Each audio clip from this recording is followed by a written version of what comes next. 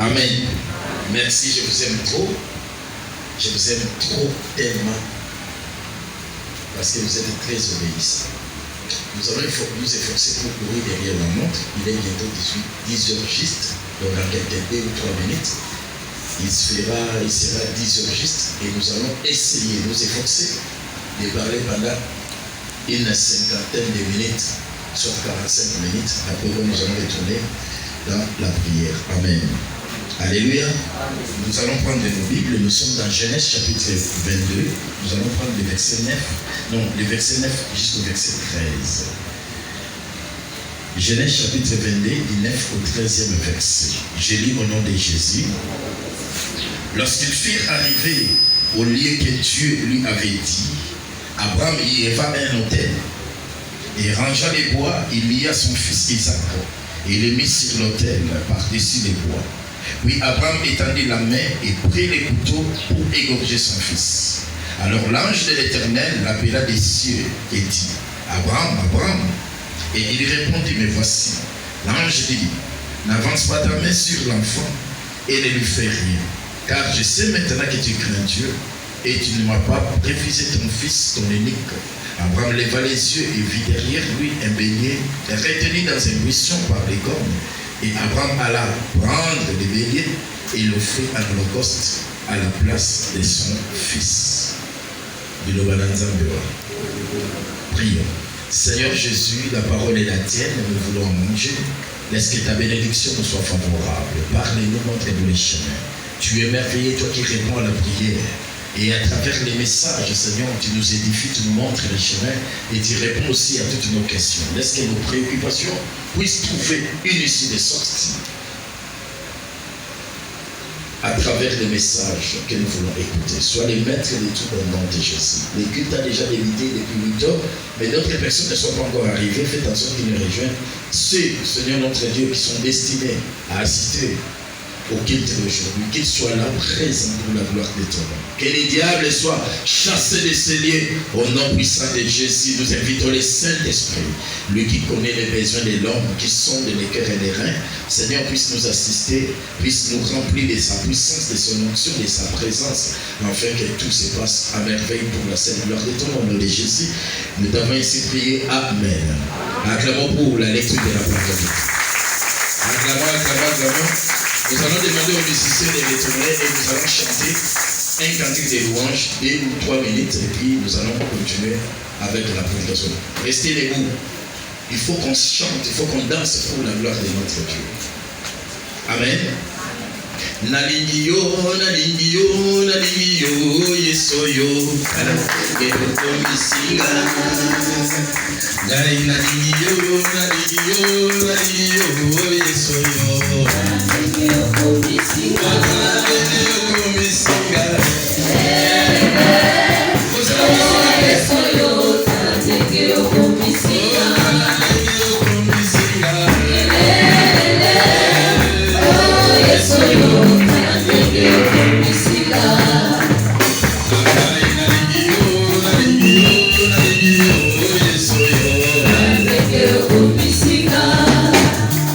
Bye.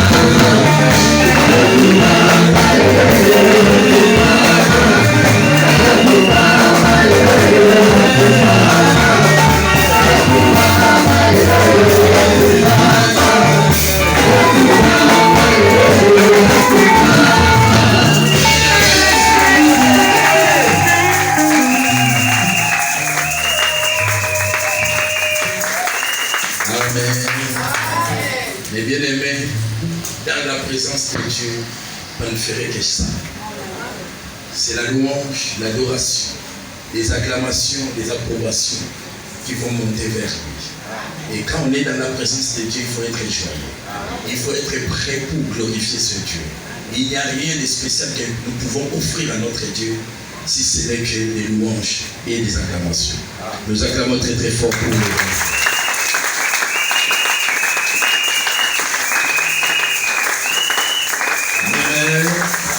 Merci, chers musiciens, vous pouvez retourner à vos places. Mettez-vous. Que mon Dieu vous bénisse. Nous voulons parler de l'intercession. Mais bien aimé, notre assemblée, notre église, notre communauté, la grande famille Jireh, a besoin d'une bonne intercession. Le Seigneur a un plan dont il veut concrétiser dans nos vies. Il a un plan dont il veut réaliser à travers notre ensemble. Il a un plan dont il compte réaliser très très bientôt. Raison pour laquelle les diables ne nous laissent pas tranquilles. Ils nous combattent d'une manière ou d'une autre.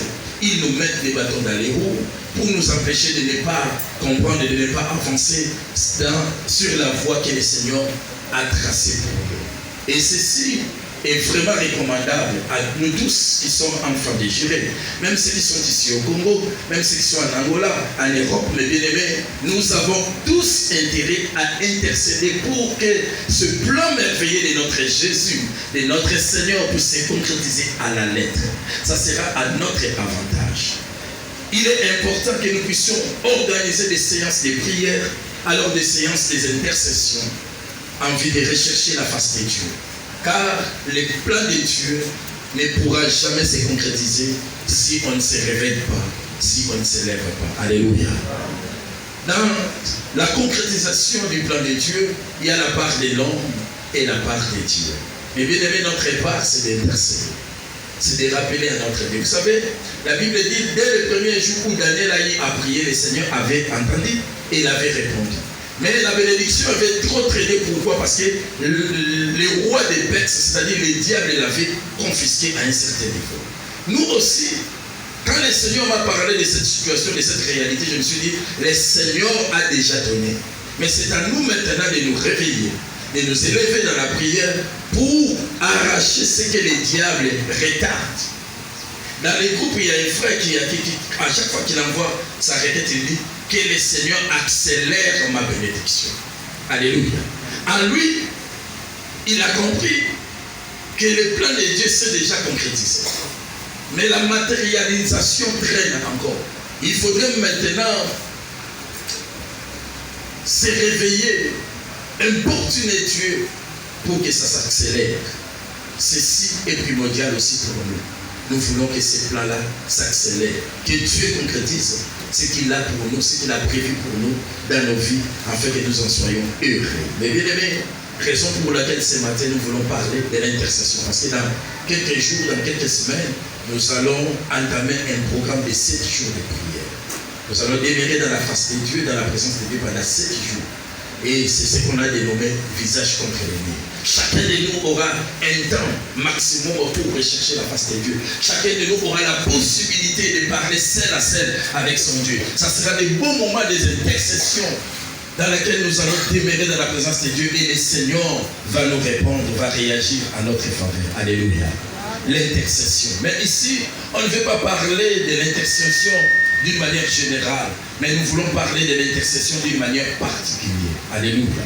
D'une manière particulière. Raison pour laquelle le thème qu'on va décortiquer ce matin, on l'a intitulé l'intercession des notaires. L'intercession des notaires. L'intercession des notaires. Alors on va dire le sambo nanzela ya etumbe. Le sambo nanzela ya etumbe. Mais bien aimé, l'autel incarne un grand secret dans les domaines spirituels. Celui qui maîtrise les domaines de l'autel maîtrise les spiritualités. Celui qui maîtrise les domaines de l'autel connaît les secrets qui permettent à un chrétien de vivre les interventions de Dieu à plusieurs formes. Celui qui maîtrise l'autel, mais bien aimé, c'est une personne bénite. Pourquoi? Parce que la faveur de Dieu ne s'éloigne pas d'elle. Il est important que nous puissions connaître les secrets de l'autel. Mais bien aimé, rien qu'en écoutant ces termes, nous comprenons automatiquement que l'autel parle. L'autel a un lavage. L'autel intercède. L'autel prie. Mais bien aimé, il nous arrive, étant enfant, étant être humain, il nous arrive parfois de se fatiguer. Je dirais par exemple hier, quand je suis revenu du boulot, je ne pouvais même pas diriger la prière. J'étais tellement fatigué. J'étais trop fatigué. Alléluia. Mais je me suis efforcé. Pourquoi? Parce qu'il y avait des amis qui devraient nécessairement suivre la prière. Mais j'ai dirigé avec 1000 difficultés. Pourquoi? Parce qu'il y avait la fatigue. Étant un être humain, ce n'est que normal. Mais il y a un autre moyen que le Seigneur nous donne pour nous permettre de rester en contact permanent avec lui, de rester en communion permanente avec lui. Ce moyen, c'est le moyen de l'autel.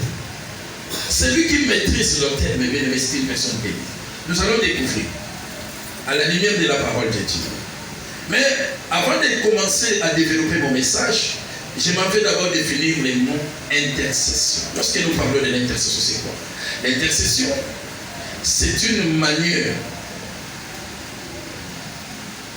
particulière d'implorer la faveur de Dieu, de rechercher la face de Dieu, d'importuner son Seigneur pour que l'Éternel réponde à ses besoins, à nos besoins, à nos préoccupations. C'est ça qu'on appelle l'intercession. Mais ce qui est plus sûr, lorsque nous parlons de l'intercession, nous voyons l'ensemble des 2 ou 3 personnes qui se réunissent pour un seul motif, pour un seul objectif. Par exemple, je peux faire ma prière seule chez moi à la maison. Mais quand j'associe Rachel, j'associe le pasteur Emmanuel, je lui dis j'ai un souci, j'ai un grand besoin qui ne trouve pas la réponse. Mais maintenant, j'aimerais que vous puissiez m'aider à déranger, à importuner notre Seigneur pour que la réponse arrive. Et lorsque ces 2 amis vont se rejoindre à moi, automatiquement, nous allons parler de quoi? De l'intercession. Là où 2 ou 3 se réunissent pour prier. Là, nous allons parler de l'intercession. L'intercession arrive lorsque les besoins se font sentir et que la réponse tarde.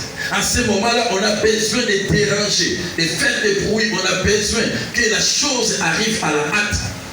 Et on se réunisse. La Bible dit on a arrêté Pierre et Jean. On les a interdits de ne pas prêcher la bonne nouvelle de Jésus-Christ, de ne pas parler de Jésus. La Bible dit après qu'on puisse les relâcher, ils sont allés voir les leurs. Acte chapitre 2, je crois. Acte chapitre 4, à partir du verset 24. Non, Acte chapitre 2. Sinon, Acte chapitre 4, à partir du verset 24. Ils sont allés voir les leurs. Pourquoi? Parce qu'ils ont compris que la situation qui se présente devant nous n'est pas si simple. C'est une situation très compliquée, très difficile à résoudre. Alors, on ne saura jamais la résoudre seule. Il faut associer d'autres personnes. C'est comme ça qu'ils ont pris la décision d'aller vers les leurs. Et la Bible dit, après avoir tout dit, les amis se sont réunis avec eux et ils élevaient ensemble tous la voix vers le Seigneur. Ils faisaient quoi? L'intercession. C'est ce que nous allons faire. Je sais que chacun de nous a un souci. Chacun de nous a un problème. Chacun de nous a un fardeau. Chacun de nous veut voir sa vie se transformer, son mariage évoluer, son voyage arriver, que sa santé s'améliore et que la maladie puisse disparaître. On en a tellement besoin. Mais la chose est très... Le seul moyen de trouver la réponse, c'est de passer par l'intercession.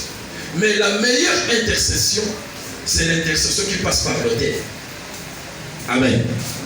Qu'est-ce qu'un autel? Un autel, c'est une table destinée au sacrifice. Lorsque nous parlons de l'autel, nous voyons une table destinée au sacrifice.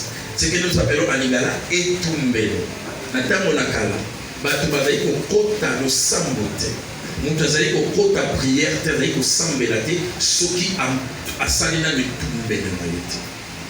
Nazwi temps ya kopréparer bandeko baza na nga na kati na groupe na yebisi bango que chacun puisse avoir son sanctuaire chez lui à la maison.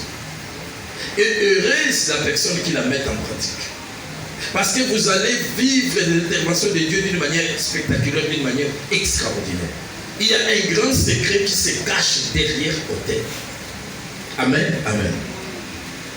Et c'est dans la volonté de Dieu, avant de s'engager dans un moment de prière, de fabriquer, de bâtir un autel.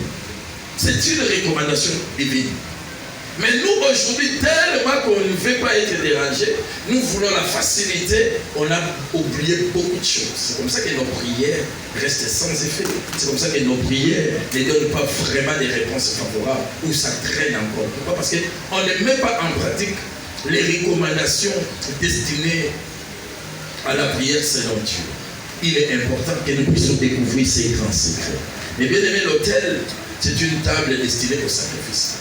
En quelque sorte, aujourd'hui, lorsque nous parlons de l'autel, nous voyons automatiquement le fruit. Je ne peux jamais m'engager dans un moment de prière sans préparer une offrande au préalable. L'offrande que je vais présenter devant mon Dieu. Je ne peux jamais, parce que dans Exode, Dieu dit, on ne se présente jamais devant lui-même vite. Mais ce n'est pas ce que nous faisons.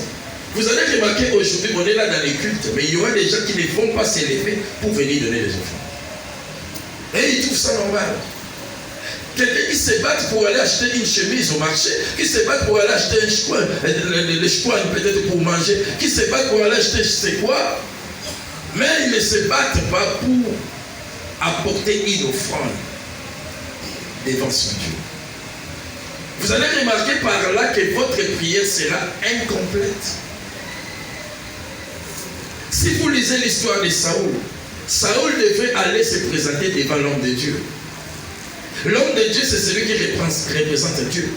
Mais il n'avait qu'un seul souci. Nous pouvons aller, mais qu'est-ce que nous en avons pour se présenter devant notre Dieu? Mais bien aimé, c'est ce qui donne la force à nos prières. C'est ce qui donne la force. Peu importe la circonstance, peu importe les problèmes, peu importe ce qui se passe tout autour de nous, à travers l'autel, il y a toujours eu une solution favorable. Alléluia. Amen. Alors, tout chrétien a intérêt à intercéder à travers son autel. Toi et moi, nous sommes chrétiens. Nous avons désormais besoin, nous avons désormais intérêt à chercher à intercéder à travers les autels que nous bâtissons. Moi, j'avais pris la bonne décision de ne jamais m'engager dans la prière. Même la prière du groupe que nous faisons tous les soirs à partir de 20h30. Dans mon sac, il y a une poche dont j'ai réservé pour les offrandes. Et ce sont ces offrandes-là que je retire les dimanches pour venir mettre dans les paniers. Donc nous avons 6 jours de prière dans les groupes, lundi, mardi jusqu'au samedi. Et moi, je mets 1000 fois par jour. Et les samedis, les dimanches, je viens avec mes 6000 francs. Je les dépose dans les paniers de l'église. Et ce n'est que normal que l'Éternel ne puisse jamais en aucun cas garder silence par rapport ou vis-à-vis de nos problèmes. Il doit toujours intervenir. Parce que je me force à respecter ces principes. Le principe de la prière est pluriel, bien aimé. Mais parmi ces pluriels, je vous donne un de ces principes qui est aussi un grand secret. L'autel. Nous avons tous intérêt, mes bien-aimés, à intercéder. Parce que la prière est recommandée dans la Bible. Le Seigneur nous recommande de prier sans cesse. 1 Thessaloniciens 5, 17. De prier sans cesse. Et quand on dit prier sans cesse, cela veut dire qu'on doit prier à tout moment que l'occasion se présente. Nous devons intercéder. Mais cette intercession ne pourra jamais passer d'une manière simple. Ça doit être comblé de tous les principes ordonnés dans la Bible, recommandés dans la Bible. Et parmi tous ces principes, il y a l'autel. Lorsque nous parlons de l'autel, nous voyons l'offrande. Écoutez ce que la parole de Dieu dit. Il y avait un homme nommé Abraham. Nous le connaissons tous parce que c'est à travers lui que nous sommes devenus chrétiens, nous sommes devenus enfants de Dieu. Alors cet homme avait un grand souci. Son souci c'était quoi? L'enfant ne venait pas. Il a épousé sa femme, Sarai. Sa femme était belle. Elle avait toutes les facultés normales pour que la femme puisse mettre au monde. Mais la femme n'arrivait pas à mettre au monde. La Bible dira par la suite que Sarah, la femme que Dieu a rendue stérile. Mais bien évidemment, il y a certaines situations dans nos vies qui ne pourront être décantées que lorsque le Seigneur en décide. On peut beau prier, on peut tout faire, on peut rechercher. Mais si le moment choisi par Dieu n'arrive pas encore, eh bien aimé, la situation restera telle qu'elle. Amen. Je ferme la parenthèse. Sarah, il ne pouvait pas mettre au monde. Pourquoi? Parce que Dieu n'avait pas encore permis. Alors un jour, après avoir effectué plusieurs exercices spirituels, Dieu a dit à Abraham, ta femme, Sarai, aura un enfant. Bien que Sarai avait douté, mais le Seigneur n'avait pas mis l'accent sur les doutes de Sarai. Raison pour laquelle je vous ai toujours dit À chaque fois que vous remarquez, vous constatez quelque chose d'anormal dans la vie de votre frère, de votre soeur, de votre femme, de votre mari, mais bien aimé, il ne faut pas d'abord les juger. Mais il faut plutôt chercher à connaître la volonté de Dieu. Hier, j'étais avec un enfant. On partait vers l'immédiat. Je lui pose la question par rapport à sa femme, il me dira, bon voilà. Je lui dis non, la situation qui s'est passée dans la vie de ta femme, c'est une situation anormale. On peut beau la juger, mais examinons un peu point par point ce qui s'est passé dans sa vie. Une personne normale ne peut jamais poser ce genre d'acte. Mais si elle a arrivé à poser ce genre d'acte, cela veut dire qu'elle est soit envoûtée, soit animée par un mauvais esprit. Alors c'est une occasion pour nous de l'aider dans la prière, de la soutenir pour qu'elle devienne une femme vertueuse. C'est pareil pour nous, mes bien-aimés. Nous avons l'habitude de juger les personnes par rapport aux actes qu'ils posent. Mais on a difficile à chercher à connaître quelle est la volonté de Dieu par rapport à ces actes.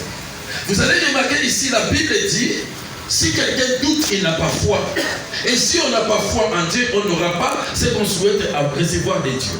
Mais là, Sarai a douté plus clairement. Et Dieu l'en a fait des reproches. Pourquoi a-t-il douté? Et elle avait raison de douter. Pourquoi? Parce qu'elle avait un âge avancé. Mais Dieu a dit, je reviendrai. Je reviendrai chez toi et tu auras un fils. Chose dit, c'est ce qui s'est réalisé. Sarai a eu un enfant qu'on a nommé Isaac. Mais à un certain temps, Dieu redemande encore la bénédiction qu'il a accordée à son serviteur. Abraham, donne-moi ton enfant, c'est lui que tu aimes. Donne-moi ton unique, ton Isaac. Va dans le pays, dans la montagne que je te montrerai. Et là, offre-les en sacrifice. Dieu a parlé clairement. Offre-les en sacrifice. Ce qui était meilleur pour Abraham, il n'avait pas douté. Il n'avait pas hésité. Il n'avait même pas parlé avec sa femme. Alléluia. Toute vérité n'est pas bonne à dire. Il y a des choses auxquelles nous traitons avec Dieu doivent rester ancrées dans nos cœurs. Donc personne ne pourra connaître. Parce qu'il y a certaines situations, moi par exemple, il y a certaines situations, si j'arrive à expliquer à une autre personne, cette personne-là ne pourra jamais comprendre. C'est ce que je vous ai toujours dit. Vous voyez la couleur rouge, moi je vois la couleur blanche. Comment voulez-vous que je vous explique? Parce que vos yeux vous montrent que c'est une couleur rouge. Mais moi, mes yeux spirituels me montrent que c'est la couleur blanche. Alors, on n'a pas de discussion à faire. Restez dans votre position. Je reste dans ma position, mais je sais ce que le Seigneur m'a montré. Et nous sommes tous appelés à obéir à la voix de l'Éternel. C'est ce qu'Abraham a fait. Il a obéi à la voix de Dieu. Il s'est dit de sincèrement que si j'en parle avec ma femme, vu son âge, et qu'il n'a qu'un seul enfant, elle ne pourra jamais céder. Déjà, elle a douté pour avoir cet enfant. Et Dieu a fermé les yeux, il nous a accordé ses fils. Et maintenant, je lui dis, voilà, le Seigneur a redemandé l'enfant qu'il nous a donné. Non, ma femme va mourir. T'as mieux gardé les secrets. Il a pris l'enfant, il a pris des serviteurs, ils sont allés dans l'endroit où le Seigneur avait montré. Et là, c'est là où nous commençons notre texte. Lorsqu'ils furent arrivés au lieu que Dieu avait dit, mais bien aimé, l'autel n'est bâti que vers l'endroit ou dans l'endroit où choisi par Dieu. On ne bâtit pas l'autel n'importe où. On ne bâtit pas l'autel n'importe où. Il y a des endroits appropriés, choisis par Dieu, établis par Dieu, où les chrétiens doivent bâtir leurs autels. C'est très capital. Dieu avait donné une précision. Pourquoi il n'a pas envoyé Abraham même derrière sa maison? Pourquoi il n'a pas envoyé Abraham même dans d'autres montagnes? Mais il a dit vers la montagne que je t'indiquais. Et Abraham a suivi à la lettre. Et lorsqu'il arriva au lieu que Dieu avait dit. Il est important pour nous, enfants de Dieu, d'obéir à la voix de Dieu. Et selon que Dieu nous le dit. Abraham il leva un autel et rangea les bois. Il lia son fils Isaac et le mit sur l'autel. Isaac est devenu une offrande. Par-dessus les bois. Puis Abraham étendit la main et prit les couteaux pour égorger son fils. Amen. L'acte était déjà posé. La mort était déjà consommée. Isaac était déjà sacrifié. Parce qu'Abraham avait accompli à la lettre ce que Dieu lui avait recommandé de faire. Il a bâti l'autel, il en a mis les bois, et il a pris son enfant, son fils, lié les mains, il l'a mis sur l'autel. Il ne restait que l'égorgement de l'enfant, ensuite allumer les feux. C'est là où maintenant est venue l'intervention de Dieu. Et bien aimé, lorsqu'on est prêt à respecter les principes de Dieu, le Seigneur sera prêt à répondre à toutes nos prières. Raison pour laquelle il est important pour chacun de nous d'intercéder, oui, mais d'intercéder à travers son autel. Ne cherchez pas d'être engagé dans un moment de prière sans pour autant préparer un autel au préalable. C'est un conseil gratuit que je vous donne. Je sais que le domaine des offrandes, c'est un domaine qui dérange beaucoup les chrétiens. Les gens n'aiment pas qu'on leur parle des offrandes. Ça dérange. Parce que comme offrande. Mais depuis le commencement de la parole, Dieu ne fait que parler de l'offrande jusqu'à l'Apocalypse. Le mot offrande reste dans tous les passages de la Bible. Il est important que nous puissions maîtriser ces domaines. Le diable connaissant les secrets des sacrifices, c'est comme ça qu'il nous endurcit les cœurs. Il ne veut pas que nous puissions accomplir cette tâche. Mais si vous regardez dans la Bible, tous ces mondes-là qui ont accompli la tâche des offrandes à la lettre, ce sont des gens bénis, qui ont vécu une lumière